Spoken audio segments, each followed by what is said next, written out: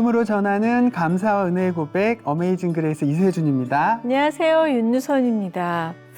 요즘 사람들이 자기애라는 포장으로 자기 중심적인 사고에 매몰돼서 있는 경우가 참 많은데요. 네. 결국 자기 중심적인 사고가 부메랑이 돼서 자신에게 돌아와서 피로와 스트레스의 원인이 되기도 한다고 합니다. 네, 하지만 성령이 내 안에 임하여 예수님을 만나고 나면 자신을 둘러싼 상황과 관계가 바뀌지 않아도 내가 바뀌고 또 인생이 달라지는 그런 경험을 하게 되는데요. 네, 오늘 모실 주인공이 바로 자기 과몰입을 내려놓고 이렇게 소개도 되나요? 하나님을 바라볼 때 비로소 자유해지고 자갈밭인 줄 알았던 인생이 꽃길로 바뀐 분이라고 합니다.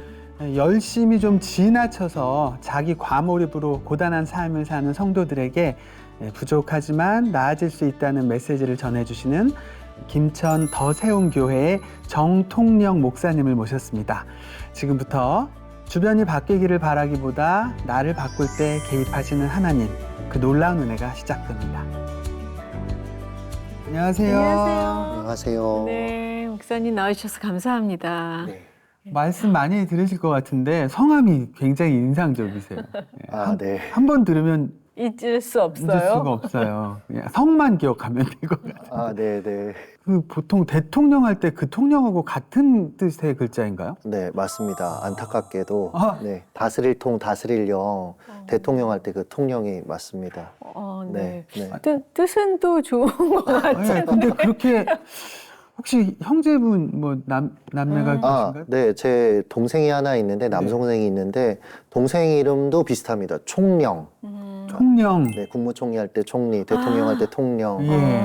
네. 총리라고 안 지으시고 형. 네. 그나마 돌림자를 만드셨는데 네. 통령 총리였으면 더 확실했을 텐데. 네. 근데 영자가 돌림자는 아닙니다. 아닌 거죠? 그냥 대통령 그걸 사용하고 싶어서 그렇게 하셨던 것 대통령 같아요. 같은 아들이 되라고. 네. 네. 아니, 아버님이 정치에 꿈이 있으셨을까요? 네. 실제로 그 정치에 꿈이 있으셨고요. 할아버지는 이제 육사 출신이고, 네. 그러니까 자녀들에게 좀 그 길을 가길 원했고, 그래서 법대 진학을 삼형제가 다 하셨고, 네. 저희 아버지도 그렇게 가셨었죠.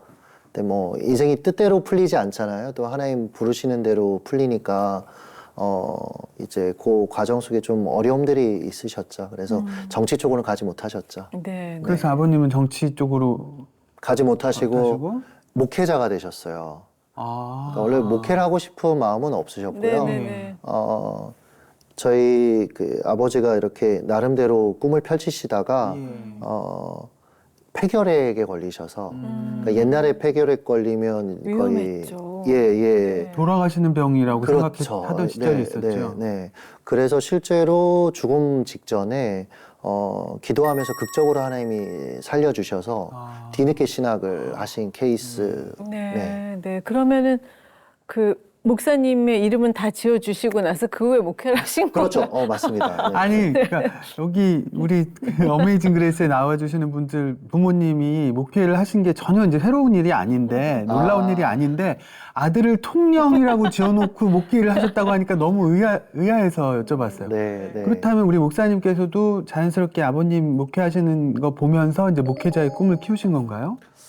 사실 아버지가 목회하는 그 필드가 있었기 때문에 뭐 결과론적으로는 영향을 받았다라고 말할 수 있지만 사실은 오히려 아버지가 목회자였기 때문에 목회를 하는데 좀 어려움들이 있었죠. 결심하는데 좀 어려움들이 오히려 있었어요. 어떤 점이었을까요?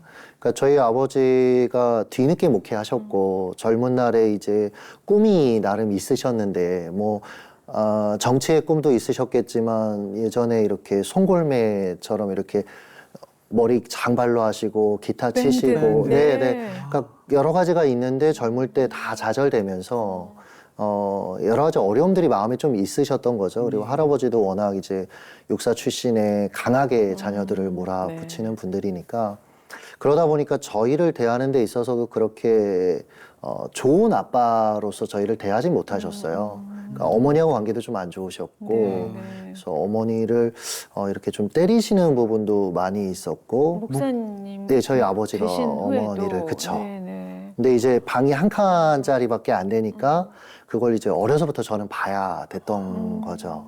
그러니까 두렵기도 했었는데 한편으로는 굉장히 아버지에 대해서 이제 안 좋은 마음들도 많이 생기고 네, 그리고 그러셨겠네요. 밖에서의 뭐 어떤 행동들과 또 안에서의 모습들이 이제 저한테는 모순적으로 보이니까 거기에 대한 반감들도 되게 컸던 것 같고 그래서 어렸을 때 좀 두려워하다가 나이가 들어서는 엄마를 아빠로부터 좀 이렇게 구원해야 되겠다, 보호해야 되겠다 그런 마음들이 제 안에 있었고 지금 생각해 보면 실제로 부모님이 제가 고2 때인가 방 안에서 싸우시는데 제가 뛰쳐 들어가서 아버지 손을 이렇게 잡고 이제 그만하시라고 얘기하면서 제가 집을 나갔던 뭐 그런 일들도 있었고 그래서 아버지가 목회 분명히 필드를 저한테 보여주시기는 했는데 오히려 목회자로 가는 데 있어서는 좀 어려움들이 있었죠. 그런 모습을 보면서.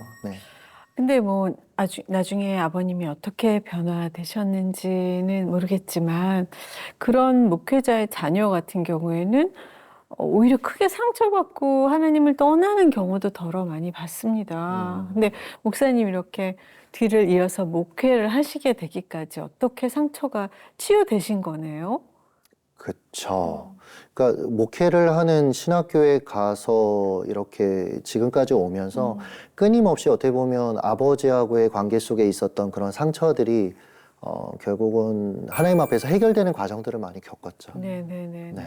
그러니까 그렇게 되기까지 육신의 아버지가 아닌 하나님 아버지를 정말 깊이 만났기 때문에 목회를 하시지 않았나 그쵸. 하는 생각이 드는데요. 네, 예, 네. 예.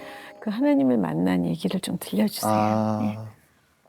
제가 아버지하고 관계가 좋지 않다 보니까 고3 때 우울증이 왔었어요.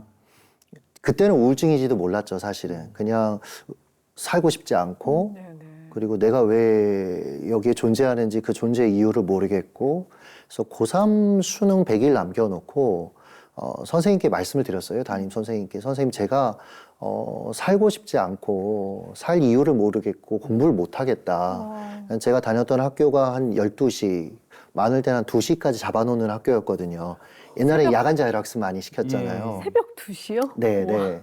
근데 선생님이 저를 믿어주셨어요. 그래서 그러면 잠깐 좀 시간을 보내라. 그래서 그때 당시에 장동건 가방 되게 유명했거든요. 옆으로 이렇게 매서 길게 있는 한쪽으로 매는 네. 그거 메고 그냥 거리 배회를 많이 했어요.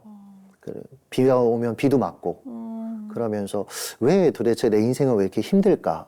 왜 우리 가정을 이렇게 불화할까? 또 경제적으로도 왜 이렇게 어려울까? 그러다 원하는 대학에 진학은 했어요. 총신에 들어갔는데 선생님들이 분명히 고등학교 때 그런 얘기 많이 하시잖아요.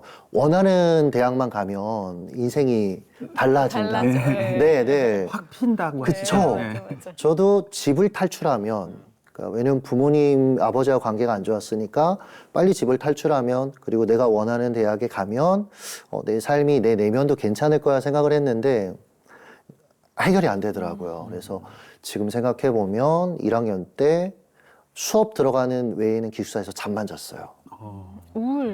그쵸. 하신 거네요. 깨어 있는 게 고통이니까 네네. 잠을 자려고 노력을 했죠. 그냥 계속 자려고 하고. 거기다 이제 뭐 경제적으로 어려우니까 어떨 때 생각해 보면 3일을 굶어 본 적도 있거든요. 물만 마시면서. 아, 예. 그러니까 잠을 잘 수밖에 없었어요. 뭐 깨어 있으면 배고프고 그리고 내면도 그렇게 좋지 않으니까 사람들과의 관계도 잘 맺지 못하고 그래서 사실은 굉장히 어려움이 많았고요. 이렇게 살면 안 되겠다 싶어서 대학교 1학년 때 산기도를 시작을 했어요. 네. 그것도 너무 절박해서 한 거였어요. 왜냐면 의지할 데가 아무 데도 없는 거예요. 부모님을 의지할 수도 없고, 그렇다고 제가 가진 어떤 뭐 상황들을 의지할 수도 없고, 그래도 부모로부터 제가 물려받은 유산이 하나님. 네. 그래서, 그러나 인격적으로 하나님을 깊이 만난 경험은 그때까지는 없었고요. 그래서 산기도를 시작을 했는데, 밤 10시 되면 이제 총신에 그 작은 동산이 하나 있어요. 멋있는 기도 같은 건 하나도 안 나왔고 항상 물었어요. 하나님, 왜 내가 이렇게 불행해야 되느냐. 하나님은 사랑이시라고 하는데 도대체 내 삶이 이게 뭐가 하나님이 날 사랑하신다는 거냐. 도대체 나타나서 좀 이유를 좀 들어보고 싶다. 그러니까 따지는 기도가 되게 많았고요. 하루는 기도하는데 너무 억울한 거예요. 그럼 제가 뭐 한 달, 두 달, 세 달 계속 기도를 이렇게 하고 있는데 뭐 마음속에 어떤 뭐 뜨거운 어떤 감동이라든지 아니면 하나님이 나타나서 뭔가 얘기라도 기대했는데 그런 사인이 하나도 없는 거죠. 그래서 그날 이렇게 하늘을 향해서 삿대질하면서 하나님, 자 마지막 기회를 드리겠다. 오늘 12시까지 내 눈앞에 나타나라. 그러지 않으면 나는 이제 신학교를 떠나겠다. 통보하고 최후 통첩을. 아, 그렇죠. 근데 약간 이제 불안하니까 인재를 잃으시는 거다 이렇게 어필도 한번 하고 협박. 네. 그리고 나서는 이제 하늘을 향해서 정말 비장하게 보면서 나타나시라고. 근데 이게 시간이 이제 뭐 11시, 뭐 11시 10분 지날수록 초조한 건 저더라고요. 하나님이 초조하진 않은 것 같고 네. 그래서 막 불안해지는 거예요. 어떤 게 불안해지냐면 아, 하나님이 날 이참에 너 잘됐다. 정리하시면 어떻게 해야지. 하나님께 다시 한번 제안을 했죠. 하나님, 제가 너무 급작스럽게 제안을 했다. 생각할 시간을 좀 드려야 되겠다. 그래서 내일 다시 올 테니까 하나님 결정을 내일 해달라. 그리고 산에 내려갔죠. 제가 하루 더 시간 드리겠습니다. 아, 네네네. 네. 그리고 안 갔죠, 산기도를. 왜냐면 너무 무서운 거예요. 하나님이 저를 버릴까봐. 네. 그래서 한동안 안 가다가 여전히 제 내면이나 삶은 너무 힘들고 그래서 또 어느 날 도저히 안 되겠어서 이번에는 학교 뒷산에 굉장히 이렇게 기도 열성파들이 가는 깊은 기도 굴들이 있거든요. 근데 거기를 가봐야 되겠다. 그래서 올라가는데 아, 오늘은 끝장을 봐야 되니까 더 깊이. 그래서 길이 아닌 데를 이제 들어갔죠. 그러니까 사방에 아무것도 없고 그래서 비장하게 딱 무릎 꿇고 기도를 시작했는데 갑자기 바스락 소리가 들리는 거예요. 나뭇잎 소리, 부딪히는 소리 바람에. 근데 그 순간 이게 이런 얘기가 좀 어떨지 모르겠지만 갑자기 귀신 나올 것처럼 예. 너무 깊이 들어갔으니까. 네, 너무 무서운 네. 거예요. 산짐승이 나타날 수도 네, 있고. 네. 예. 그래서 막 정신을 못 차리고 막 기도했어요. 근데 하나님께서 처음으로 제 마음에 생각으로 떠오르는 것으로 말씀해 주시더라고요. 첫 마디가 통영아 아버지를 용서해라. 근데 저는 하나님한테 듣고 싶었던 건 그 얘기가 아니었거든요. 통영아 많이 힘들었지. 내가 너 가정은 행복하게 해줄 거야. 네가 앞으로 아빠가 되는 가정은. 그리고 네 삶도 내가 책임질 거야. 지금처럼 어렵지 않을 거야. 전 이런 얘기를 듣고 싶었는데 근데 하나님은 아빠를 용서해라. 그 말이 너무 야속한. 그러실 수 있겠네요. 네. 네. 그래서 제가 그 당시에 하나님한테 하나님 우리 아빠가 우리한테 어떻게 했는지를 하나님 아시면서 다 봤으면서 나한테 이렇게 얘기하시냐. 하나님 너무 야속하다. 자, 펑펑 울었어요. 그리고 나서 하나님 계속해서 그 마음 주시는 거예요. 그래도 아버지를 용서해라. 아버지를 용서해라. 근데 약간 이게 그 모태신앙들은 신앙의 ABC를 알잖아요. 어떻게 해야 되는지 설교를 워낙 많이 들어서. 그래서 이 상황을 모면하기 위해서 그냥 그럼 하나님 제가 아빠 용서할게요. 왜냐면 계속 마음을 주시니까 네. 이게 또 안 된다고 하기도 그렇고 그래서 그냥 대충 넘어가려고 제가 용서할게요. 근데 하나님이 어떤 마음을 주시냐면 그럼 아빠한테 문자를 보내라. 네, 문구도 이렇게 떠오르더라고요. 아빠 사랑해요. 그렇게까진. 네. 네. 그래서 써봤죠. 아빠 사까진 쓰겠는데 랑이 안 써져요. 네. 왜냐면 이게 어린 시절에는 분명 아빠한테 사랑한다고 했겠지만 사춘기 접어들면서부터는 관계가 최악이었거든요. 그래도 하나님 계속 마음 주시더라고요. 그래서 사랑해요 하고 그 밤에 보냈죠. 근데 저희 아버지가 즉답을 보내셨어요. 그 깊은 밤에. 아들아, 많이 힘들지? 우리 조금만 더 잘 견디자라고 보내셨죠. 그게 어떻게 보면 제가 좀 자라고 나서 아버지하고 처음으로 마음이 소통했던 뭐 그런 일이었던 것 같아요. 네. 그러고 나서 이제 산을 내려왔죠. 근데 저는 바뀐 게 아무것도 없을 거라고 생각했는데 그때부터 뭐라고 얘기할까요? 기도의 문이 열린다고 얘기해야 되나요? 그러니까 하나님의 사랑이 막 느껴지고 그리고 하나님이 너무 좋고 그래서 이제 딱 공교롭게도 이렇게 방학이 시작이 됐거든요. 그래서 새벽에 일어나서 새벽 기도 갔다 오고부터 시작해서 성경 읽고 기도하고 찬양하고 이걸 이제 자기 전까지 계속 반복했어요.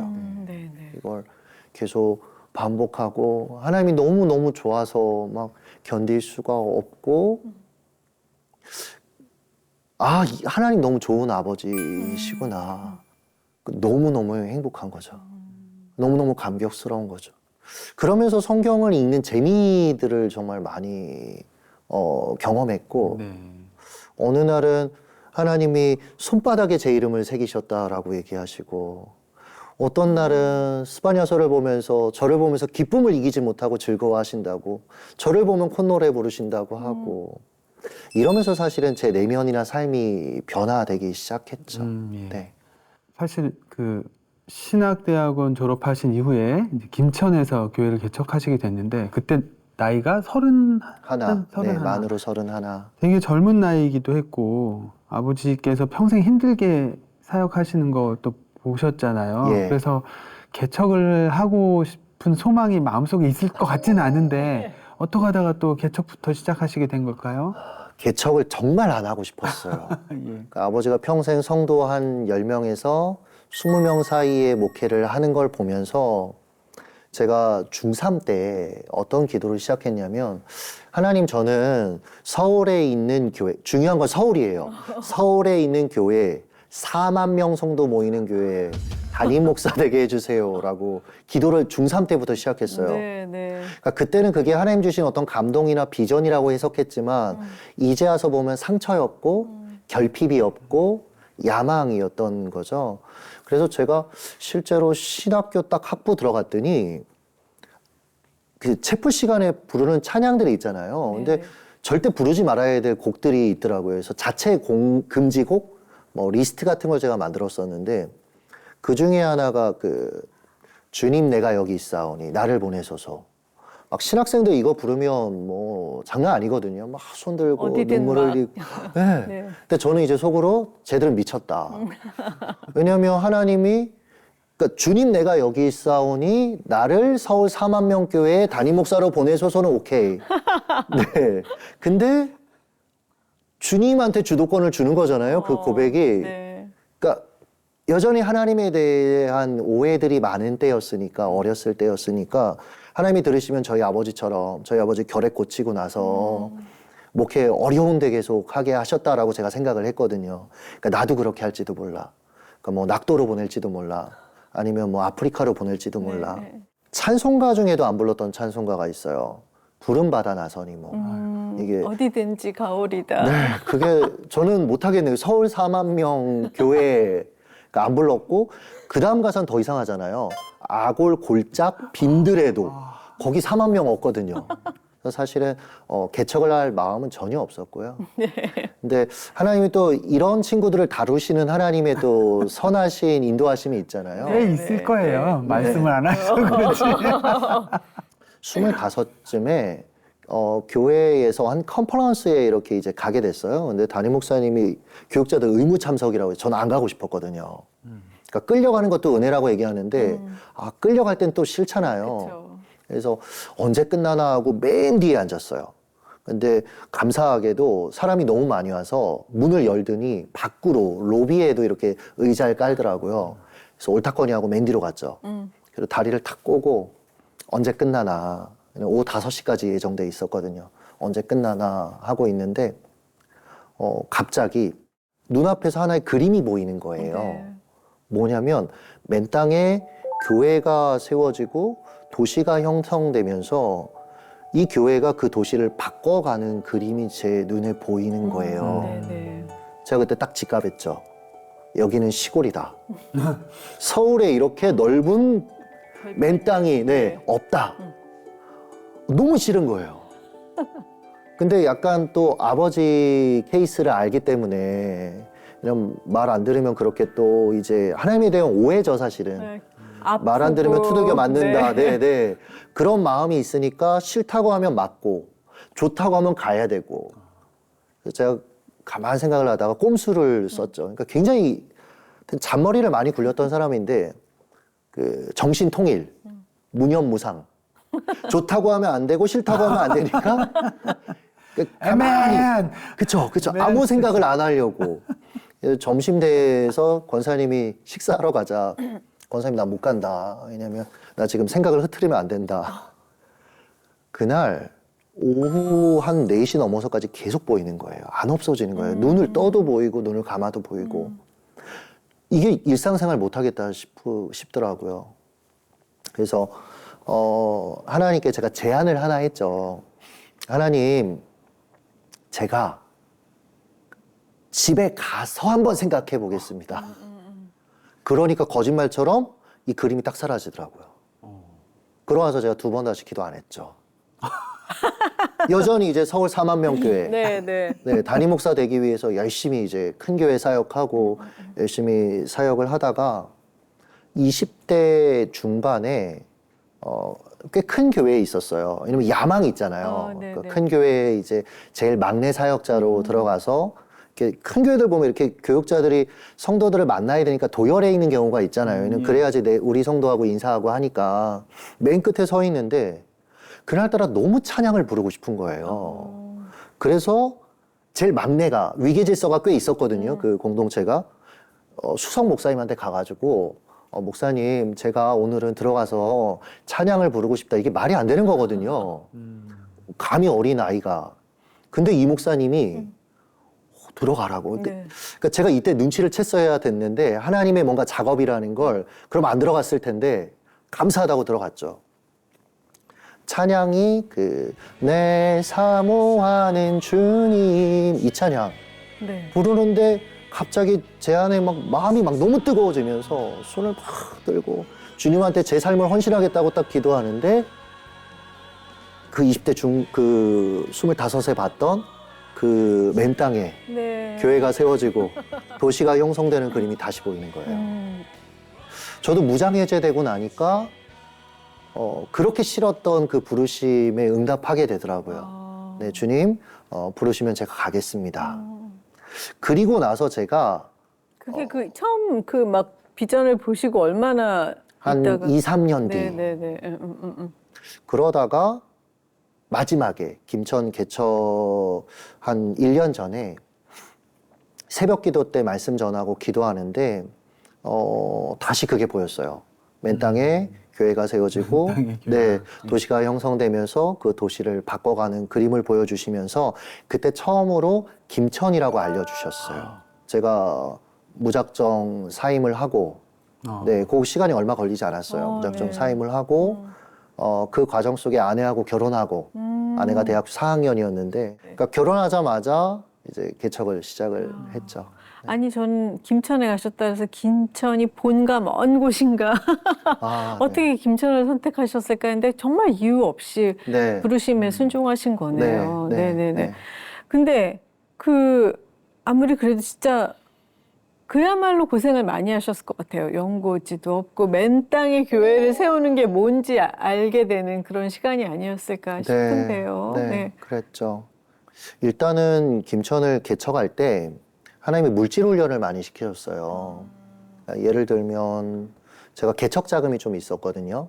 감사하게 이렇게 헌금을 받아서 할 수 있게 됐는데 그러니까 어린 마음에 그래도 이 개척 자금이라도 있으니까 내가 연고도 없는 곳이지만 가서 좀 사역을 시작은 할 수 있겠지. 아내랑 신혼집은 구할 수 있겠지. 이런 마음이 있었는데 이게 제가 잠깐 아버지 교회에서 대기했어요. 아버지 목회도 좀 도와드려야 됐고 건강이 안 좋으셔서 그리고 김천에 들어오려고 하니까 그 당시에 김천 혁신도시가 막 시작되려고 하는 땅을 파고 있는 그러니까 구도심의 부동산이 다 오른 거죠.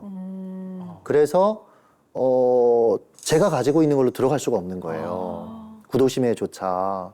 그래서 계속 왜 개척의 문이 안 열리지 하고 있는데 어느 날 하나님께서 차를 운전하고 가는데 저한테 질문을 하시더라고요. 통영아, 그 개척 자금이냐 아니면 나냐. 그러니까 양자택일을 하라라는 식으로 이렇게 물으시는 거예요. 제가 그때도 되게 하나님한테 속상했거든요. 왜냐면 떠나고 싶어서 개척을 하고 싶어서 시작한 게 아니었기 때문에 그러니까 약간 피해의식. 왜 또 납니까?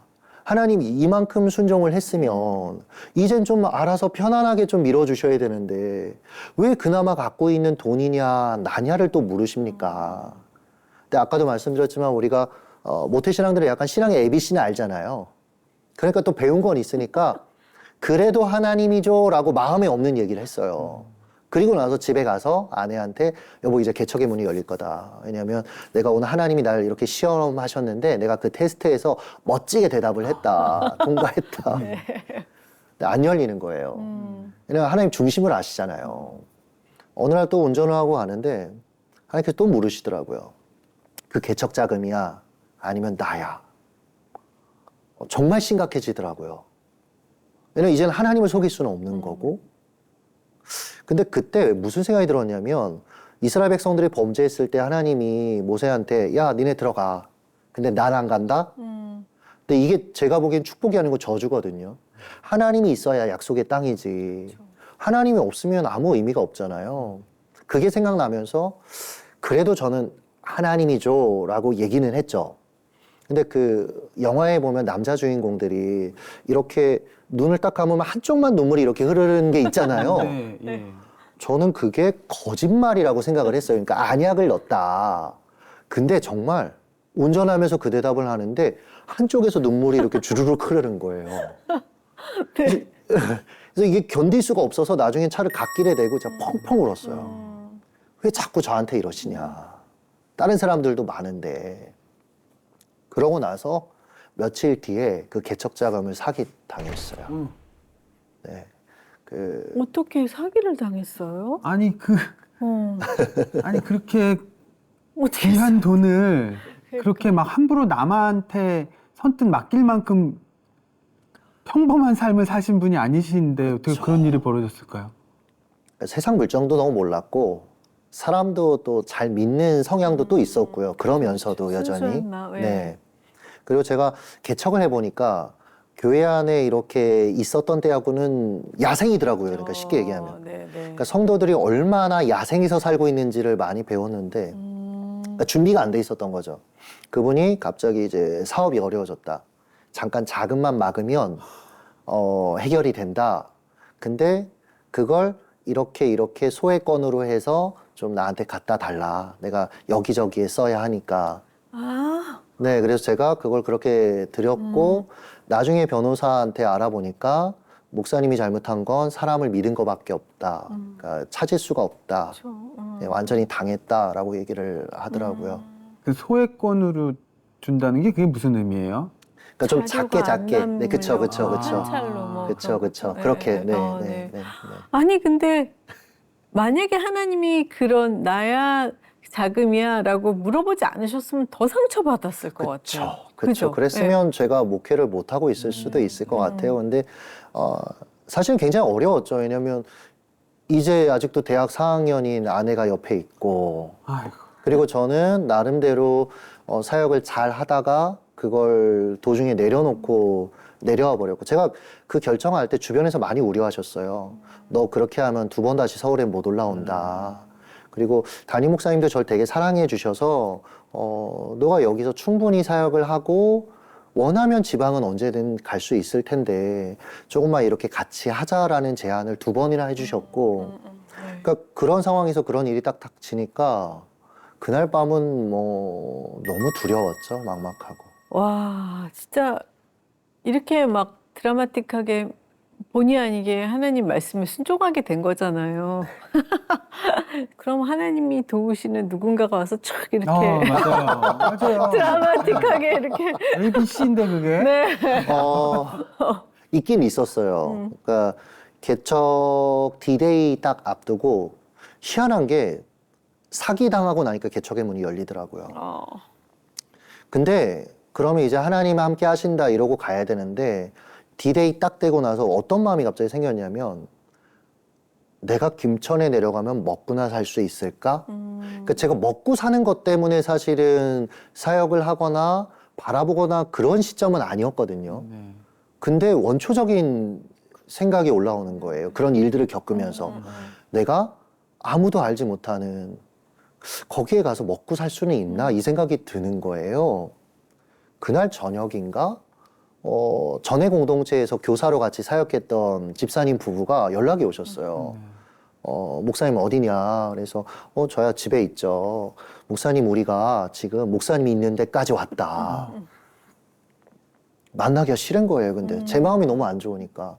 근데 이분들이 저를 설득해서 집으로 제가 모시지도 않았고 그냥 식당으로 들어갔어요. 부수로 오는 날이었는데 식당에 들어가서 같이 밥 먹는데 집사님 부부가 그러더라고요. 목사님이 우리가 기도하는데 하나님이 계속해서 매달 물질을 좀 도우라는 헌금하라는 마음을 주셔서 그래서 우리가 남편하고 이 얘기를 목사님 보고 얘기해야 지킬 것 같아서 우리가 가족여행 전국 일주를 하다가 내려왔다. 그럼 감사해야 되잖아요. 네. 근데 금액이 10만 원이었단 말이에요. 근데 제가 하나님한테 뭐라고 속으로 기도했냐면 하나님 10만 원 갖고 어떻게 먹고 삽니까? 그러니까 마음이 너무 이제 강팍해져 있는 거죠. 그래서 그냥 형식적으로 감사하다고 인사하고 밥을 먹고 있는데 또 전화가 하나가 오는 거예요. 근데 모르는 번호예요. 제가 사역지로 옮길 때 항상 번호를 바꿔버리거든요. 그래야 기존의 분들이 새로운 분들하고 잘 적응할 수 있다라고 어려서 배웠어요. 그게 옳고 그른지는 잘 모르겠어요, 요즘은. 근데 그때는 그랬고, 근데 어떤 분이 모르는 분으로 전화 와서 전화를 받으니까 자신이 맹인이래요. 네. 맹인인데 목사님이 저녁에 기도 인도할 때 제가 은혜 많이 받았었고 기도하면서 저분이 언젠가 사역을 하면 좀 그걸 서포트하고 싶습니다라는 기도를 했었대요. 그래서 얼마 전에 그 얘기를 들었고 그래서 남편도 맹인이고 본인도 맹인인데 매달 20만 원씩 후원을 하시겠다는 거예요. 근데 제가 거기서 무너졌어요. 그러니까 뭐 금액이 10만 원, 20만 원, 근데 그건 아니었고요. 조금 네네. 커서는 아니었고 하나님이 이렇게 제게 도전하시는 것 같았어요. 야, 통영아, 나는 원하면 맹인을 통해서도 너를 먹일 수 있는 하나님이야. 내가 원하면 하나님의 사람 그리시네가에서도 먹였고 사르밧가브를 통해서도 먹였듯이 나 너한테 원하는 건 누굴 통해서도 공급할 수 있어. 제가 거기서 완전히 무너졌어요. 그래서 그럼 주님 가겠습니다. 그래서 김천 개척을 감행을 했죠. 네네.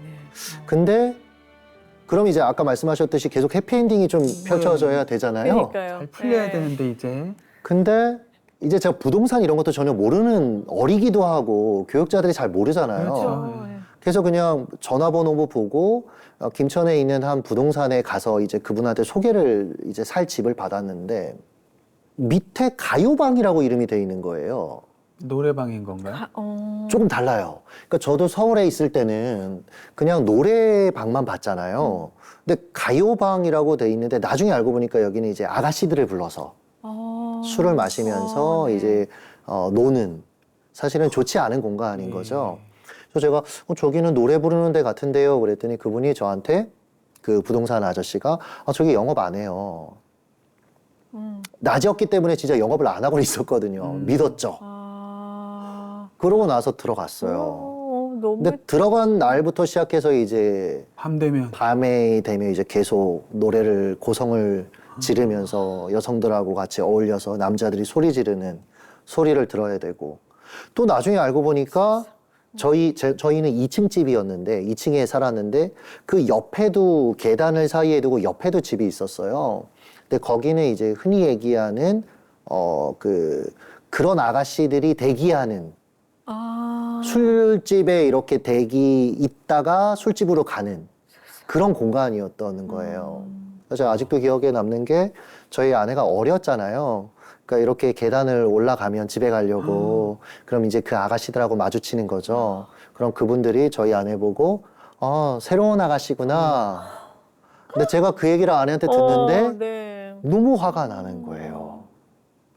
그러니까 밤만 되면 이제 잠을 못 자게 계속 그 쿵쿵 그 베이스 소리가 엄청 크잖아요. 건물 전체가 다 울리죠. 그렇게. 예. 그게 막 때려대지. 옆에는 그렇지. 너무 화가 나는 거예요. 또 하나님한테 제가 너무 화를 많이 냈나? 하나님한테 너무 화가 나는 거예요. 하나님 도대체 저한테 왜 이러세요 도대체? 근데 어느 날 그 소리에 또 잠을 깼어요. 그래서 막 스트레스 받아 하고 있는데 그 남자 중에 하나가 마지막 앵콜송을 부르더라고요. 이제 집에 가기 전에 마지막 곡을 다 들리거든요. 네. 근데 이분이 나 같은 죄인 살리신을 부르는 거예요. 거기서 네, 술에 한껏 취해서 근데 정말 되게 이 처량하게 나 같은 죄 이렇게 추임새를 넣으면서 막 부르는데 미쳐. 근데 갑자기 마음이 뭉클해지면서 저 사람도 예수를 알고 하나님이 저 사람도 사랑하시고 비록 술김에 저렇게 부르지만 언젠가 하나님이 다시 부르실 사람이구나라는 게 이렇게 느껴지는 거예요. 그래서 그 새벽에 막 기도했어요. 하나님, 저분도 다시 불러주세요. 저분도 다시 새롭게 살게 해주세요.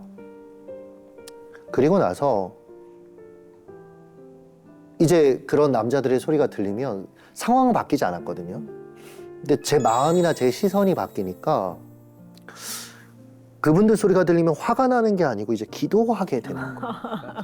누군가의 아파할 텐데 누군가의 남자친구일 수도 있고 하나님 저들이 예수 알게 해주세요. 예수 복음 알게 해주세요. 그리고 옆에 이제 그 계단으로 아가씨들 이렇게 올라갈 때 마주치거든요. 저도 예전에 혐오했어요. 솔직히 너무 미안한 얘기인데 나는 목사고 나는 하나님의 부르심에 따라 사는 사람이고 너네는 하급이야. 너네의 삶은 그렇게 아름답지 않아. 근데 눈이 바뀌더라고요. 누군가의 누나일 수 있고 누군가의 엄마일 수 있고 그러니까 먼저 인사하게 됐고 그리고 들어와서는 그분 얼굴 기억하면서 하나님 저분 만나주세요. 네. 그 고단한 인생 속에 함께 해주세요. 그러니까 지금 생각해보면 하나님이 저를 사람 만드시는 과정이었던 것 같아요. 엄청나게 성장하는 네. 시기였네요. 와. 네. 그 어떻게 교회 자리는 좀 괜찮았어요? 사택에 비해서? 교회 자리도 돈이 없으니까 구도심의 그 사창가 근처 그리고 옆에는 모텔 있고 네. 그리고 뭐 가요방은 당연히 있고 그런데 교회를 얻을 수밖에 없었고요. 하루는 비가 왔는데 교회에 가봤어요. 비가 너무 많이 와서 그날은 가봤는데 정말 거짓말이 아니라 2층이었는데 무릎까지 그 비가 차 있는 거예요. 2층에 무릎까지요? 네, 네. 그럼 1층은 이미 잠긴 거예요? 아니요. 그 옥상에서 내려온 게 순환을 못하고 거기에 있었던 거죠. 어머나. 네. 네. 그래서 그 물 다 또 퍼내고 그리고 이분이 저 지금 생각하면 저를 되게 많이 경제관념을 알려주셨어요. 이 건물 주인이 가끔 전화해서 이제 지금 어렵다 내가 상황이 그래서 뭐 3개월치 미리 월세 땡겨다오. 근데 안 땡겨주면 또 해코지 할 것 같고 그러니까 스트레스를 되게 많이 받았어요. 사실은 이분 때문에도 스트레스를 되게 많이 받았고 사실은 하나님 근데 이 과정을 통해 저를 계속 만드신 거죠. 상황이 아니라 하나님을 바라볼 수 있게. 아니, 참. 그래서 어떻게 이 교회가 어떻게 그 성도도 일단 없으셨을 테고 네. 이 교회를 어떻게 시작해서 네, 만들어졌을까? 처음에는 제가 이제 교회 건물을 말씀드렸지만 건물이 아니라 이제 저희 현재 장로님, 예. 저희 교회 이제 장로님을 만났어요. 이 장로님은 김천 분이신데 네. 조치원으로 사업하려고 가셨다가 사업이 좀 어려워지면서 접고 저한테는 은혜였는데 김천에 돌아온 상태였고 저는 개척을 딱 시작한 상태에서 만났어요. 네. 만나면서 서로 얘기하고 그러면서 장로님 가게에서 그 작은 가게를 하시는데 거기서 첫 예배를 같이 드렸고 그러면서 제가 김천에 아는 분이 없으니까 캠퍼스로 갔어요. 대학이 2개가 있어서 네. 거기서 이제 청년들을 만나면서 그들이 같이 와서 예배하고 이러면서 교회가 시작이 됐어요. 그렇군요. 예. 네. 그래서 지금은 교회 성도분들도 꽤 많이 네. 부흥해서 늘었다고 들었는데요. 네, 네. 처음에 저희가 그쪽 아까 말씀드렸던 비세는 네. 네, 그 건물에 있으면서 그때는 캠퍼스 사역을 할 수밖에 없었어요. 왜냐면 저도 나이가 너무 어리고 지역에 아는 분들도 별로 없고 그래서 저희가 그때 당시에 장년이 한 21명 그리고 청년이 한 100여 명 정도 됐거든요. 근데 이 청년들은 대부분 이제 졸업하면 다 타지로 가는, 고향으로 가고 직장 찾아가는. 제가 어느 날은 그것도 너무 속상해요. 저는 속상한 게 왜 이렇게 많았나 지금 얘기하면서 그런데 하나님 저는 언제까지 보내는 거 해야 됩니까? 교회가 성도들을 전도하면 이게 계속 늘는 어떤 그런 게 있어야 되는데 네. 뭐 한 해에는 졸업 예배 드리는데 대학교 4학년 아이들 막 30명씩 졸업하는 거죠. 그럼 너무 허탈한 거예요. 그 다음 주에 주일날 보면 텅텅 비어 있거든요. 그 자리가. 근데 하나님께서 기도하는 가운데 어떤 마음을 주셨냐면 통영아 넌 지금 선교사야. 너가 여기서 얘들을 4년 동안 잘 케어하고 복음을 전하면 그리고 이 아이들이 다른 데 가서 정착하는 가운데 얘들이 예수 믿으면 그리고 얘들이 교회 생활하면 그것도 하나의 선교사야. 그래서 정말 열심히 캠퍼스 사역을 했죠. 그렇게 하다가 저희 그런 사역이 좀 예뻐 보였나 봐요. 제가 아시는 한 집사님, 김천에 사시는 분은 아닌데 이분이 어느 날 교회에 땅을 헌물하겠다고 하셨어요. 예. 김천에 있는 땅을요? 네네. 그러니까 제가 너무 감사했죠. 왜냐면 하나님이 드디어 일하시는구나. 왜냐면 저희는 엄두를 못 냈거든요. 왜냐면 청년 100명 사역은 먹이는 사역이에요, 사실은. 그래요. 네. 그러니까 이게 쉽지 않은 사역이니까 경제적으로도 어렵고. 근데 헌물하신다고 하니까 제가 너무 기뻐서 뭐 지금 생각해보면 성도들하고 그 땅에 가서 감사 기도 같은 거 적어서 타임캡슐이다 나중에 땅 팔 때 우리가 거기다 다시 하자 해서 뭐 거기다 묻기도 하고 같이 찬양하기도 하고 뭐 기도하기도 하고 가서 뭐 근데 약속한 시간이 지났는데 헌물을 안 하시더라고요. 그래서 제가 하루는 좀 여쭤봤죠. 집사님, 저희가 헌물을 해달라고 했던 것도 아니고, 오히려 하시겠다고 했는데, 왜 그 헌물을 안 하십니까? 조심스럽게 여쭤봤는데, 조건이 있다고 그러시더라고요. 그래서, 무슨 조건입니까? 그러니까, 제가 지금 섬기는 교회에 이제 장로로 세워달라고 그러시더라고요. 근데, 제가 이제 말씀을 드렸죠. 저희 교회를 추석하시는 분도 아니고, 그리고, 불가능한 일이다. 근데 이제 그 과정 속에서 이분이 이제 마음이 좀 상하셨죠. 그러면서, 그럼 헌물하는 건 없던 걸로 하겠다. 대신에, 내가 그래도 목사님 정말 사랑하고 예뻐해서 했던 헌금은 돌려달라. 그러니까, 헌물했던 건 돌려달라. 라고 얘기를 하셔서, 그때 당시에 뭐 이제 음향도 해주시고, 악기도 해주시고, 이런 감사한 분이에요. 사실 감사한 분인데. 근데 그걸 다 돌려달라고요? 네. 세상에 제일 치사한 게 줬다 뺏어가는 거. 이게 뭐예요? 네네. 교회에 바친 걸 돌려달라는 네. 분이 다 계세요. 근데 제가 이제 이런 일들을 많이 겪으니까 그 뒤부터는 이제 친구 변호사 통해서 이런 상황들을 항상 이제 물어보고 하는 네. 습관이 생겼거든요. 근데 이제 알아보니까 저희가 뭐 차용증을 써드린 것도 아니고 매달 얼마의 임대료를 낸 것도 아니기 때문에 이건 돌려줄 필요가 법적으로는 없다. 근데 이제 제가 어떤 마음이 들었냐면 악을 악으로 갚지 말았으면 좋겠고, 또 하나는 우리도 결국 이걸 가지고 무언가를 이분하고 얘기할 때 우리도 결국은 물질이 아까워서 결국은 내 이익이 사라지는 것에 대해서 저희가 싸우다 보면 교회가 엉망이 되겠더라고요. 제가 보기에는. 그러네요. 네, 영적 분위기가 흐트러질 것 같아서 성도들한테 얘기를 했죠. 악을 악으로 갚지 말자. 그리고 충분히 감사하지 않냐, 지금까지도. 그러니까 우리 다 돌려드리자. 그러고 나니까 더 이상 그 빚에는 그 건물에 있을 수가 없는 거예요. 돈도 그때 당시에 1,000만 원 정도밖에 없더라고요, 저희가. 그런데 성도들 그때 당시에 이제 이전하자고 헌금했을 때 한 2천만 원 모이더라고요. 21명이 그 정도가 있으면 많이 한 거죠. 네, 청년들이야 네, 네. 사실 다 어려우니까 작게 했고. 1,000만 원 가지고 나머지 2천만 원은 리모델링해서 들어갈 건물을 찾아야 되는데 들어갈 데도 없을 뿐더러, 근데 희한하게 제가 그 안 믿는 부동산 사장님하고 그 뒤에는 여러분들하고 좀 잘 지냈거든요. 근데 그 중에 한 분이 저한테 전화가 오셔서 목사님, 혁신도시에, 그러니까 제가 말씀드렸던 그 맨 땅에 도시가 형성되는 네.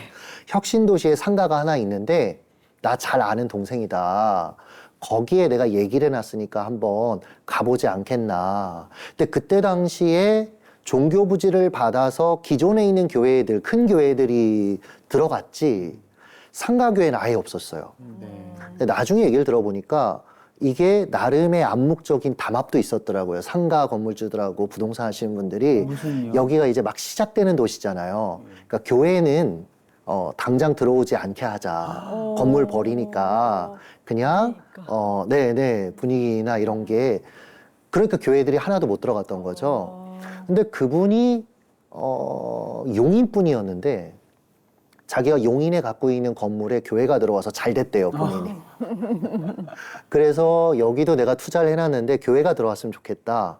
그래서 저희가 연결이 됐고 보증금이 1,000만 원밖에 없습니다. 오케이 해 주셨고, 그리고 되게 공교롭게도 그때 당시에 리모델링을 사실 2천만 원 가지고 예배당 35평 그리고 옆에 식당 30평이었거든요. 근데 그 리모델링 업자를 통해서 저희가 할 수가 없었어요. 왜냐하면 인건비가 너무 많이 드니까.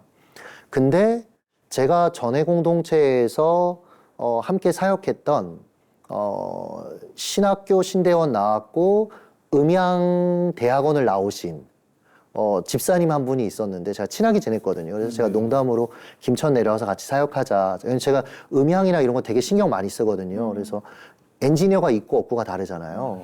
그래서 내려와라. 근데 안 내려왔는데 이분이 아버지 일을 돕겠다고 서울에서 부여로 내려온 거예요. 그래서 제가 찾아갔죠. 네. 찾아가서 얘기했죠. 와라. 여기 김천 내려오면 내가 결혼시켜주겠다. 그래서 이분이 리모델링을 다 해줬어요. 그리고 본인이 음향도 이제 싸게 살 수 있잖아요. 네. 다 아니까. 예. 그러면서 저희가 2천만 원 가지고 거기서 시작을 다시 할 수 있었죠. 그러면서 하나님 은혜 주셔서 이제 청년들은 다 타지로 다시 이제 다 돌아가고, 젊은 이제 부부들, 저희가 아이가 생기면서 젊은 부부들이, 그리고 혁신도시가 아닌 구도심에 있을 때 저희 교회를 와봤던 젊은 부부들이 꽤 있었어요. 근데 여건이 쉽지가 않은 거죠. 멀고. 네, 좋지 멀고 않고. 여건도 좋지 않고, 그분들이 다시 이제 모이기 시작하면서 한 170명 정도 네, 모였죠. 근데 이제 문제가 뭐냐면 35평 본당에서는 많이 들어가봤자 한 110명 들어가더라고요. 그러니까 이분들이 그 좁은 공간 안에서 식당으로 가서 이제 조그만 TV 모니터로 예배를 드리는 거죠. 그래서 이게 도저히 안 되겠다. 3년 정도 걸렸거든요. 그렇게 되는데. 그래서 도저히 안 되겠다 해서 지금 저희 교회가 있는 그 이제 건물로 저희가 옮기게 됐죠. 그 옮길 때도 사실은 그 건물도 저희가 계속 돈은 계속 없었어요. 네, 항상 하나님이 생활할 만큼만 주셨는데 그러니까 교회 재정이 넉넉하지가 않으니까 여전히 보증금이 1,000만 원밖에 없었어요. 근데 사실은 괜찮은 큰 건물들 2층이나 임대하려면 사실 꽤 많은 보증금을 줘야 되거든요. 네. 아니면 월세가 정말 많던지. 근데 2개 다 저희가 충족할 수 있는 조건은 아니었어요. 근데 한 건물주가 주겠다는 거예요. 나중에 알고 보니까 제가 이제 서재가 없는 거죠. 교육자들이 사무실이 없는 거죠. 워낙 좁으니까 교회가 식당에서 같이 이제 공부하다가 뭐 설교 준비하다 성도 들어오면 치우고 이랬는데, 그래서 제가 토요일 날은 항상 그 커피숍에 가서 설교 준비를 했어요. 근데 어느 날 커피를 이렇게 마시면서 설교 준비하고 있는데 점원 직원하고 손님하고 대팔 싸우는 거예요. 그냥 싸우는 게 아니라 정말 무섭게 싸우는 거예요. 그래서 그 과정에서 제가 이제 중재도 하고 주인분한테 전화해서 빨리 오셔라 해서 이제 상황을 해결을 했죠. 그리고 나서 이분이 나중에 제가 이제 더세움교회 목사라는 걸 알게 되신 거예요. 그러면서 이분이 건물을 되게 사랑하시는 분인데, 그리고 건물도 참 잘 지으셨어요. 저 목사님이면 내가 우리 건물을 빌려줄 수 있겠다 해서 사실은 보증금 1,000만 원에 그리고 정말 적은 월세로 저희가 들어갈 수 있게 해 주셨죠. 네네. 그래서 저희가 딱 들어갔을 때가 코로나 터지기 한 달 전이었거든요. 그러니까 딱 거기 들어가고 들어갈 때 막 성도들이 한 번에 한 40명씩 등록하고 그래서 이제 꽃길만 걷겠구나. 네. 생각했는데 코로나가 터졌죠. 네. 와. 코로나는 진짜 와. 이거 살만하면 꼭 튀어나오는 게 코로나예요. 맞습니다. 그 시절을 또 어떻게 버티셨나 싶기도 한데. 그래도 우리가 코로나는 또 아주 힘든 시기이긴 했지만 예, 또 다 같이 또 많이들 이겨내셨잖아요. 그런 길을 걸으신 거죠, 목사님도? 저희는 코로나 때 성도들이 정말 많이 왔어요. 그러니까 오히려. 비대면. 네, 그걸 적절하게 잘 대응했던 것 같아요. 네. 적절하게 대응도 했었고, 그러면서 한국교회 안에도 좀 알려지게 됐었고, 그리고 지역 안에도 알려지게 됐었고, 그러면서 저희가 최근에 이제 코로나 이제 벗어나고 1년이잖아요. 어떻게 보면. 그쵸. 교회가 코로나 그 과정 속에 얼마나 성장했나 봤더니 2배 이상 성장을 했더라고요. 네. 네. 근데 그 교회 안에 좀 아주 불행한 일이 좀 있었다고 들었습니다. 네. 그 코로나 때 저희 교회가 막 성장하고 예. 언론에도 알려지고 이러면서 사실은 되게 좋은 날을 보내고 있었는데 저희 사역자 중에 한 친구가 새벽에 연락이 왔어요. 사모님이 네네. 남편이 사라졌다.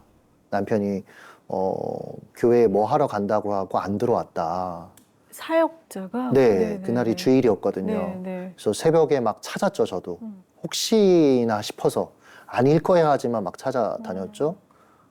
그러면서 이제 경찰에도 전하고 하면서 이제 위치 추적해서 찾았는데 가보니까 이제 그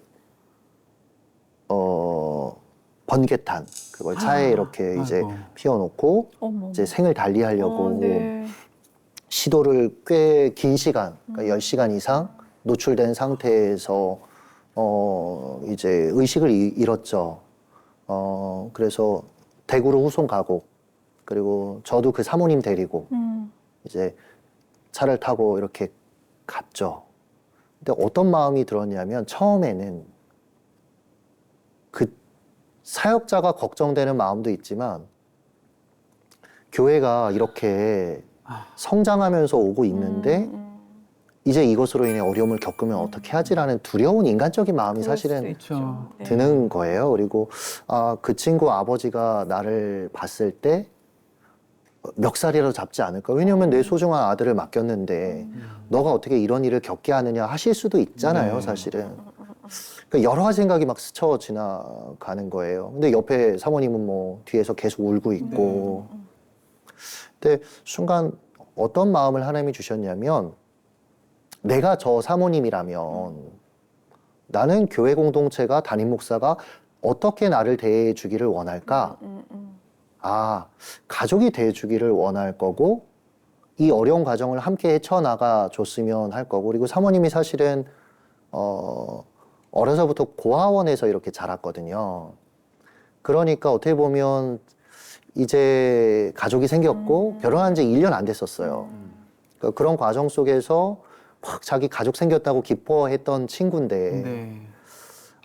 이 친구라면 내가 이 친구의 가족이 돼주기를 원하겠구나. 내가 그럼 이 친구의 기도의 응답이 되어줘야 되겠다. 우리 네. 공동체가. 그래서 그 상황들을 좀 담담하게 처리했죠. 그 뒤부터는. 네. 뭐 부모님한테도 제가 전화드려서 사역자 부모님한테 오시라고 하고 다행히 멱살을 안 잡으셨어요. 오히려 미안하다고 그러시더라고요. 자식을 잘못 키웠다라고 그러시면서 미안해 하시는데 이것도 너무 마음이 아프고 그러네요. 네. 왜 그러셨대요? 아, 진짜. 깨어났어요. 다행히. 깨어나서 제가 한 3일 지나고 깨어났나? 계속 지켰어요. 거기서 지키면서. 다행이네요. 네, 네. 깨어나시고. 근데 정상적인 기능은 거의 안 되는. 왜냐하면 그 일산화탄소가 뇌에 너무 세포에 많이 붙어 있어서 아이고. 어떡해. 좀 문제가 있다. 그래서 정상적인 생활이 안 될 거다라는 얘기를 이제 들은 차였고 이제 성도들한테 다 전화를 했어요. 제가 깨어나고 나서 전화해서 급성으로 우울증이 온 것 같다. 왜냐하면 뭐 유언장도 없었고 그냥 아이폰에 여보 미안해 3마디 한 거밖에 없더라고요. 그리고 그 전에 이렇게 검색한 거 보니까 이제 그런 불 피워서 하는 그거 검색하고 그리고 이제 불면증이 있었다는 거. 뭐 그런 것들을 알고 갑작스럽게 이런 현상들이 있었겠다. 그래서 성도한테 얘기하고 우리가 좀 이분들의 가족이 돼주자. 그래서 무급이 아니고 유급 휴가를 주자. 그래야지 치료도 하고 생활도 할 거 아니냐. 그리고 교회가 이 가족을 품자. 근데 정말 감사한 게 저희 성도 중에 단 한 명도 안 된다고 안 했어요. 네. 다 그렇게 하시죠. 네. 그리고 오히려 기도해 주시고 그러면서 지금 정말 많이 좋아졌고요. 지금은 이제 상담도 한 달에 한 번 정도로 줄일 정도로 너무 많이 좋아졌고 교회에서 지금 너무 사역도 잘하고 있고 사랑도 많이 받고 있고 그 아픈 경험 통해서 이제 동역자를 귀하게 여기는 마음도 주시고, 그렇죠? 그리고 그쵸. 또 쉼과 안식에 대한 중요성도 또 일깨워 주시고 그런 거 아닌가 싶네요. 그쵸. 되게 열심히 사역했던 사람인데 저희 교육자들도 그렇고 근데 그것만 가지고는 안 되는구나라는 걸 좀 배운 것 같아요. 네. 그래서 교육자들의 삶을 좀 돌아봐야 된다. 네. 또 한편으로는 쉼에 대해서 좀 많이 강조하게 됐어요. 그래서 네. 뭐 부목사님들 같은 경우에는 부목사가 그 목사 안수 받을 때 한 달 안식월 이렇게 보낼 수 있게 해드리고 그리고 매년 두 주씩 네.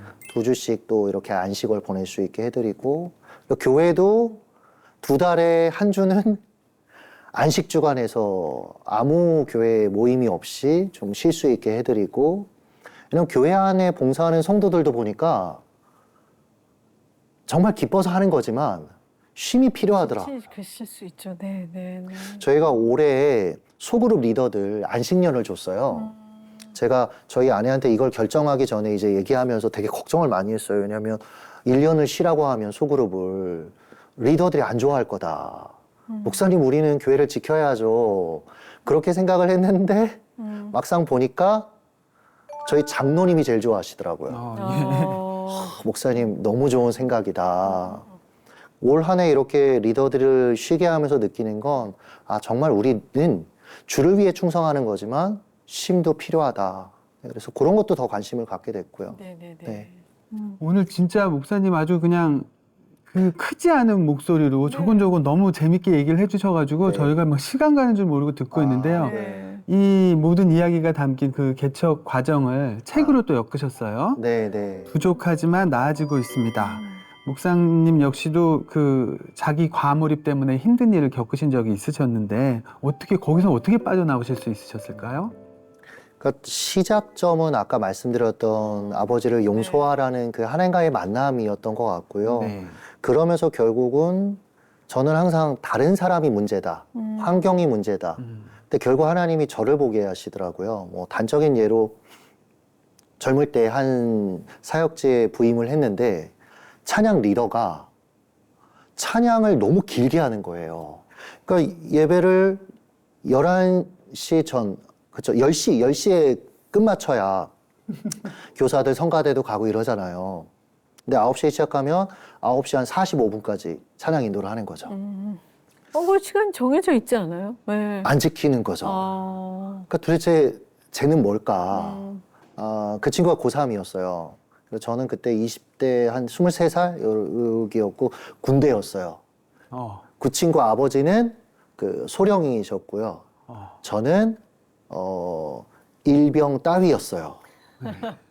그러니까 간부 자녀에게 함부로 얘기할 수는 없잖아요. 어떻게 또. 네, 그래서 너무 마음이 안 좋았고, 그리고 더 힘들게 했던 건 뭐냐면 같이 기도할 때 이 친구가 이제 필이 받으면 와서 허락 없이 제 몸에 손을 얹고 기도하는 거죠. 네, 그리고 목소리가 되게 컸어요. 그래서 이렇게 기도를 많이 했어요. 하나님, 저 전사가 어리고 많이 부족합니다. 저도 제가 부족하고 어린 거 알거든요. 근데 제3자가 기도로 그렇게 얘기를 하니까 이게 너무 속이 상하는 거예요. 너무 창피하기도 하고. 그래서 하나님 도대체 왜 저런 애를 저한테 붙이셨습니까? 하루는 토요일 날 전체 기도 시간인데 짠 것처럼 아무도 안 온 거예요. 그 아이랑 저만 딱 온 거예요. 하기 싫더라고요. 큰일 났네. 네. 근데 그 직업 정신이 있잖아요. 그래도 한 명이라도 데리고 해야 되는 거예요. 그래서 같이 기도하면서. 근데 그날 너무 속상해서 하나님께 물었죠. 왜 저한테 저런 애를 붙이셨습니까? 근데 갑자기 눈을 감고 있는데 하나의 그림이 이렇게 연상되는 거예요. 과거가. 제가 이제 청소년 때 여자 전사님이 제가 말을 너무 안 들으니까 지금 생각하면 제가 되게 교만했어요. 목사 아들이라고, 그리고 좀 뭐 성경 안다고, 막 그거 아니잖아요, 막 이렇게 하고, 뭐 따라 그냥 고분고분 하면 되는데 왜 해야 돼요, 막 이러고. 수련회 가는 기차 출발하는 기차역 앞에서 제가 말을 너무 안 들으니까 이분이 저한테 그러셨어요. 울면서, 여자 전사님이. 처녀셨는데. 야, 정통영 너 나중에 목사 된다고 했지. 너도 나중에 너랑 똑같은 애 만나면 지금 내 마음 이해할 거야. 그러면서 막 우셨거든요. 진짜 엄마가 딸들한테 하는 얘기인데. 아, 맞네요, 맞네요. 아, 그게 딱 연상이 되는 거예요. 그러면서 아, 쟤는 나구나. 제가 그때 묵상하고 있었던 그 말씀이 잠언 27장 17절 철이 철을 날카롭게 함과 같이 사람이 친구의 얼굴을 빛나게 하느니라. 사람 마음이 철보다 더 단단하잖아요. 얼마나 이기적이고 얼마나 자기 연민에 빠져 있고 한번 미워하면 대대손손 미워하게 만들어버리고. 그러니까 이 마음을 깎으시려고 하나님이 하시는 방식 중에 하나는 나보다 더한 철을 갖다 붙이시는 거더라고요. 그러니까 제가 교만하니까 교만한 사람을 통해서 저를 깎으시는 거죠. 그러니까 저 아이는 저더라고요. 그러니까 저를 깎아주는 너무 소중한 철이더라고요. 네. 그래서 제가 막 펑펑 울면서 회개하고 있는데 얘가 오더라고요. 제가 전사님 기도해 드려도 돼요? 올 게 온 거죠. 네. 근데 이제 뭐 이미 은혜 받았으니까 무장해제 됐으니까 저니까 뭐 기도해 줘. 근데 얘가 펑펑 울면서 기도하더라고요. 제가 하나님 전사님을 무시했었습니다. 하나님 제가 회개합니다. 나중에 알고 보니까 이 아이가 저 전임 사역자를 되게 따랐어요. 사랑하고. 근데 이분이 갑자기 이제 내려놓고 제가 어느 날 이 아이 입장에서는 나타난 거예요. 마치 자리 뺏은 것처럼 보일 수도 있겠네. 예. 그 마음에 안 들었던 거죠. 그 마음을 제가 이해했으면 됐는데 사실은 아까 말씀하셨던 자기 과몰입 상태에 빠져 있으니까 그걸 못 받고 하나님 보게 하신 거죠. 저 이런 에피소드가 되게 많은데 그 한 공동체에서는 그 다음 공동체 이제 군 제대하고 부장 지사님이 부임한 첫날 저한테 전사님은 설교만 열심히 하세요. 나머진 저희가 다 알아서 할 겁니다. 라고 하시더라고요. 그래서 이게 뭔 말인가 하고 있는데 교사회의에 들어가려니까 들어오지 말라고 그러시더라고요. 우리끼리 하면 된다. 그래서 제가 한동안 밖에서 대기를 오래 했어요. 마음에 안 드는 거죠. 저분이. 이분이 도대체 나한테 왜 이래? 한 번은 신대원 이제 갔다 와서 열심히 사역하고 그날 설교했는데 이분이 그날 들어오라고 그러시는 거예요. 교사회의 예배 끝나고. 아, 드디어 하나님 내 기도를 들어주셨나 보다. 그래서 들어갔더니 자, 박수. 그래서 교사들이 박수를 치더라고요. 그래서 왜 그러지? 하니까 이분이 전사님이 신대원 가서 공부를 열심히 해온 것 같습니다. 공부한 티가 납니다. 설교에. 박수. 이분이 그 대학 교수셨거든요. 근데 제가 칭찬으로 안 들리는 거예요, 이게. 그러니까 모욕으로도 들리고, 나에 대해서 왜 이렇게 하지? 제 첫 수련회를 갔어요. 옛날에는 세족식 많이 했잖아요. 네. 이제 막 멘트하면서 자 서로 이렇게 평상시에 마음 안 좋았던 분들 발도 예수님처럼 씻겨드리고. 근데 하나님이 어떤 마음을 제 안에 주셨냐면 동영아 너 가서 저 집사님 발 씻겨드려 이런 마음을 생각 속에 이렇게 떠오르게 하시는 거예요. 싫죠. 너무 싫죠. 근데 제 장점이 있다면 싫어도 하여튼 시키면 해요. 네. 나중에는 네. 좀 버티다가. 그래서 가서 제가 발을 씻겨드리겠다. 싫다고 그러시더라고요. 애들 신경 쓰시라고. 그렇잖아요. 서로 마음을 나눠본 적도 없는데. 근데 또 저도 무대뽀가 있거든요. 하나님 마음 주셨다 그러고 양말 벗기고 막 아니라고 하는데 발을 들고 물을 한 움큼 떠서 그분 살갗에 이렇게 딱 물을 축이는데 저도 모르게 그 눈물이 앙 하고 울음이 터졌어요. 그러면서 제가 전혀 준비하지 않았던 말을 하고 있더라고요. 집사님, 제가 죄송합니다. 제가 집사님을 더 사랑하지 못했습니다. 그러면서 저도 모르게 그분 발을 붙잡고 막 꺼이꺼이 울고 있더라고요. 네, 네. 잠시 뒤에 그분이 이렇게 제 어깨에 손을 이렇게 얹으시더라고요. 그래서 저도 이상해서 이렇게 봤더니 그분이 눈물을 글썩이면서 저한테 전사님, 저 때문에 많이 힘드셨죠? 하는 거예요. 그러니까 본인도 알고 있었던 거예요. 저를 힘들게 하는 걸. 왜 그러신 거예요? 나중에 알고 보니까 그 공동체가 좀 교육자들이 좀 안 좋은 일로 교체되는 일들이 있었거든요. 그러니까 교사들이 좀 상처를 많이 입었어요. 교육자에 대해서. 그리고 교회에 대한 좀 불신도 있었고. 네. 그러니까 제가 아니라 교육자에 대한 불신이 있었기 때문에 그렇게 행동을 하셨던 경계부터 거죠. 하신 거군요. 그쵸. 예. 그러니까 이 과몰입이라는 게 결국 상처에서 오는 건가요? 상처에서 시작되나요? 제가 항상 보기에는 죄성이 있죠. 그러니까 끊임없이 사람은 자기에게 관심을 갖게 되고 자기에게 관심이 있는 인간이 자기가 받아들일 수 없는 일들을 만났을 때 그걸 굉장히 큰 데미지로 받아들이는 경우가 많이 있는 것 같아요. 네. 아, 목사님 뭐 얘기 시간 가는 줄 모르고 목사님 목회 시작하신 얘기를 막 듣게 됐는데 책이 또 궁금해집니다. 정말 어떤 일이 있었는지 궁금한데 앞으로 어떤 목회자를 꿈꾸시나요? 저는 성도들의 일상에 힘을 더해주는 목회를 하고 싶어요. 제가 한동안 성도들한테 일상 하나님 나라를 살다라는 얘기를 많이 했는데 제가 막상 개척을 하고 목회를 하고 보니까 정말 우리 성도들이 그리고 저도 살아내야 될 필드는 교회가 아니고 삶이더라고요. 네, 네. 그리고 저도 어떻게 보면 아버지가 밖에서의 모습과 안에서의 모습이 달랐던 괴리감 때문에 힘들었잖아요. 그러니까 일상 관리를 잘 해야 되겠다라는 생각이 들었어요. 충분히 우리가 모여서 예배도 하고 봉사도 하고 양육도 받아야 되겠지만 정말 우리 성도들이 살아갈 그 일상을 교회가 볼 수 있고 그리고 어떻게 살아야 될지 이야기해 줄 수 있는 그런 사역 그런 사역을 계속 펼치고 싶고요.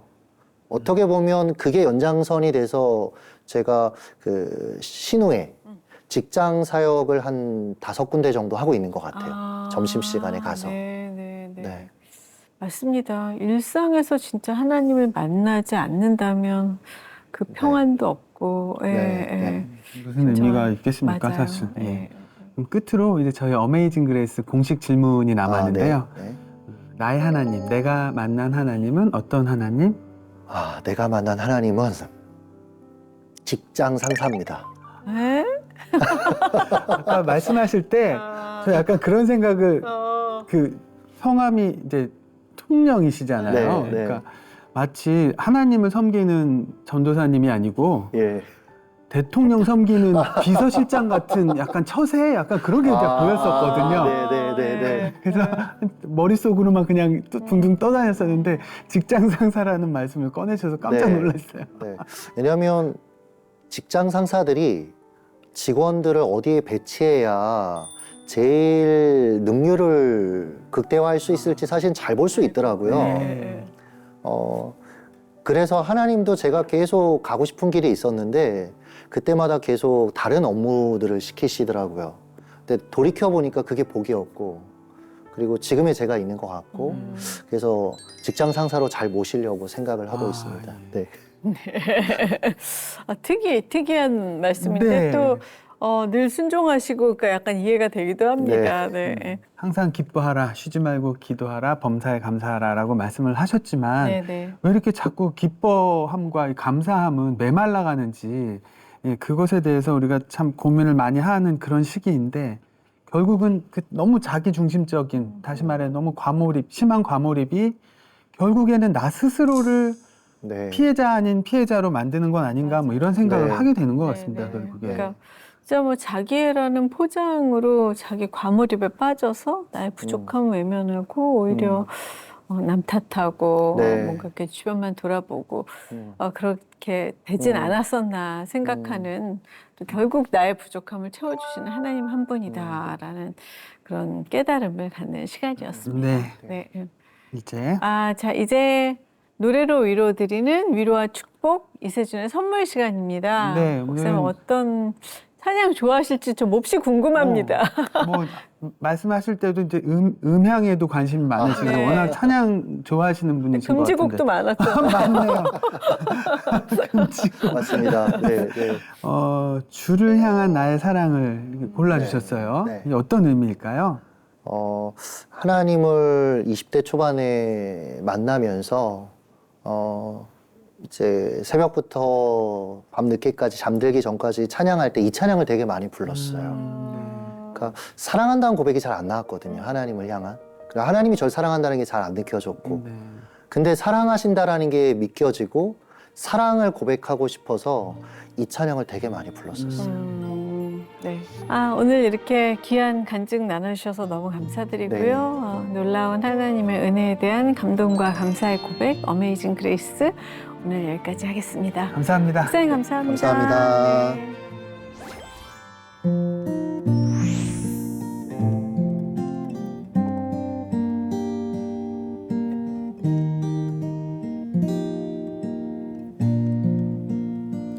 주를 향한 나의 사랑을 주께 고백하게 하소서.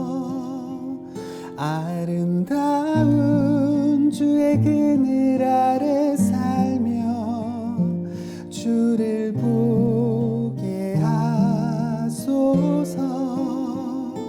주님의 말씀 선포될 때에 땅과 하늘